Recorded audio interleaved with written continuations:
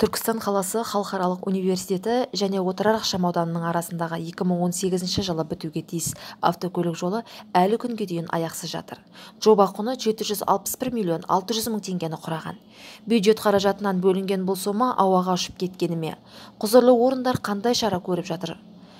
Айтпағымыз осы халықаралық қазақ-түрік университеті және Отырар ықшамауданы арасындағы жол аяқсыз қалғанымен, осы жолдың жанындағы шекті түлеу жолдаяқ пен Тұран тойханасының арасындағы жол өте қарқынды жүзеге асып жатқандығы.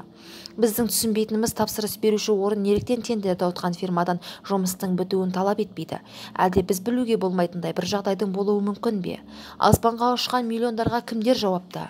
Қазіргі таңда біздің редакция Түркістан қаласы әкімдігінің жолаушылар және автокөлік жолдары бөлімі мемлекеттік мекемесіне, бас мердігер Санк Астана жауапкершілігі шектеулі серіктестігіне, техникалық қадағалаушы Фараб құрылыс жауапкершілігі шектеулі серіктестігіне, авторлық қадағалаушы Қазақстан Республикасының ішкі істер министрлігінің қылмыстық атқару жүйесі комитеті түзеу мекемелерінің, еңбек шаруашылық құқығындағы республикалық мемлекеттік кәсіпорынның еңбек Шымкент филиалына сұраныс хаттар жолдадық. Сұраныс хаттың жауабы келген сәтте өздеріңізге міндетті түрде хабардар етеміз. Сын мен шын қатар жүретін журналистік зерттеулер жалғасын табады.